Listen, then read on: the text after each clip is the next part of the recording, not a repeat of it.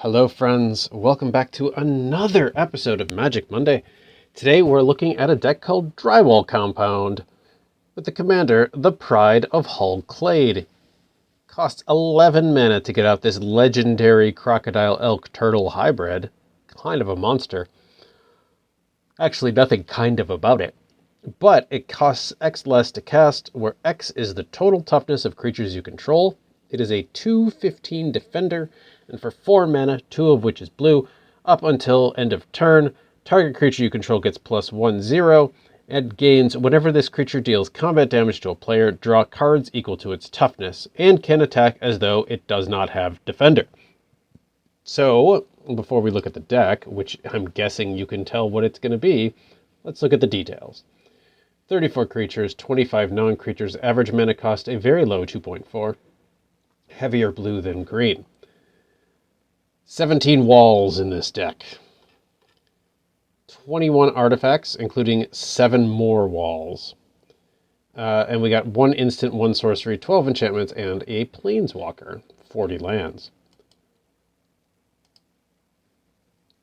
So, I'm not going to get too much into the walls, but there's a bunch of them. I'm going to just highlight a couple specific ones, because a lot of them are like Portcullis wall, that's whatever, or this caretaker that can get another mana out if you tap this and something else, or this excavated wall. A lot of these things they're just walls to have out for the toughness to reduce the cost of the commander. What we have in here that's important is, Bubble Snare and Bind the Monster to have some control. Wizard class, because ideally we're drawing a lot of cards, so that level 3 could be a game breaker. Also, the level 1 of no maximum hand size is pretty important too. Ivory Tower, this is a great throwback card to me. I don't think I still do, but I had an Ivory Tower from Unlimited way back when, and I loved that card, and I had to include it. Manifold Key, this is an important card. 3 tap, target creature can't be blocked this turn.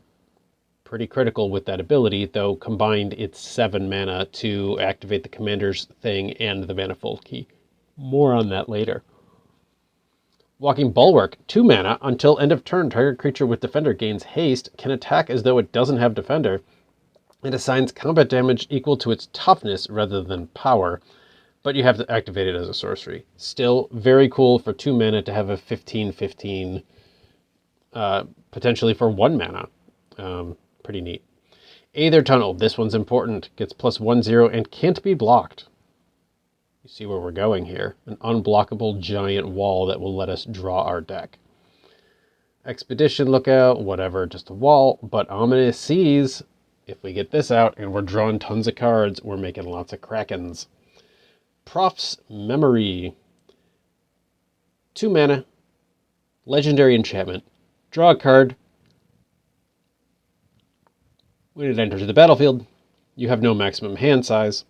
At the beginning of combat on your turn, if you've drawn more than 1 card this turn, put X 1/1 counters on target creature you control, where X is the number of cards you've drawn this turn -1. Basically, every card that you draw in your first main phase, you put that many 1/1 counters on a creature at the beginning of combat. So you're not going to really exploit this too heavily with the Pride of Hull Clade's ability, but every little bit helps, and there is quite a bit of draw power in here. Surge Engine's here because it's a wall, but also can draw 3 cards, and also can become an unblockable 5/4 defender, or a 5/4 creature, which is cool. Triskaidekaphile. Triskaidekaphile. This guy. 2 mana for 1/3. Again, no maximum hand size. If you have exactly 13 cards in your hand at the beginning of your upkeep, you win the game. Fun. It's a win condition. Assault Formation, critical card. Each creature you control assigns combat damage equal to its toughness rather than power.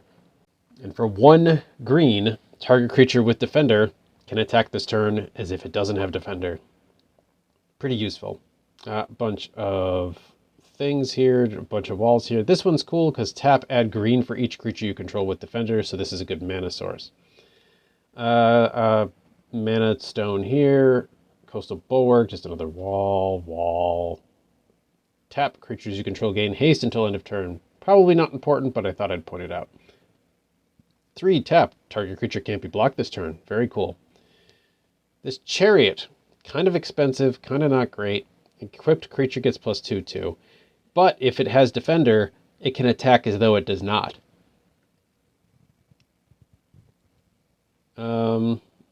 Midnight Clock for some draw power. Rhystic Study for some draw power. This thing for some draw power. Mana Rock, Bilbo's Ring. As long as it's your turn, equipped creature has hexproof and can't be blocked. Mana Rock here. Jace, Wielder of Mysteries. If you would draw a card while your library has no cards in it, you win the game instead. Can be actually a very viable win condition in the right circumstances with this deck. Especially with Teferi's Ageless Insight.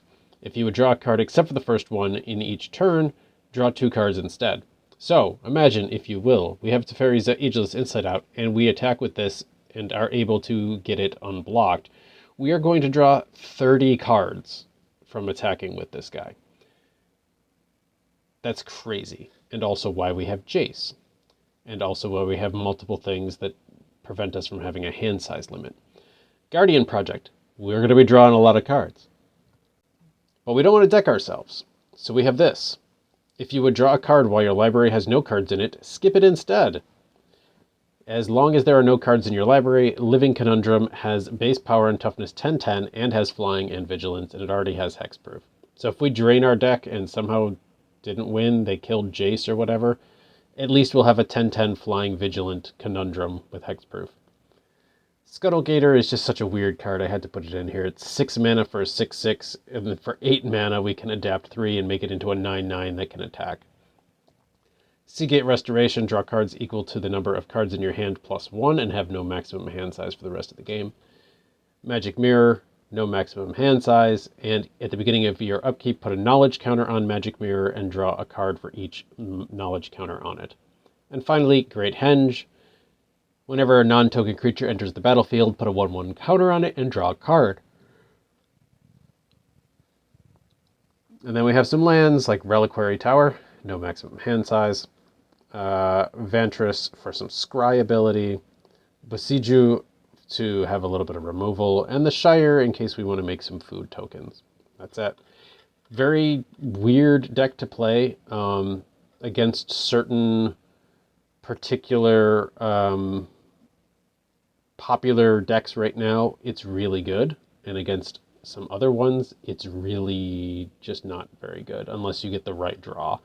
But on a longer drawn out game, it can definitely do some damage. So all that being said, please be kind to yourselves. Please be kind to each other. Let's watch some games. Let's have some fun. Let's make the world a better place, one day at a time. Everybody, thank you so much for watching this video. I hope you enjoy it.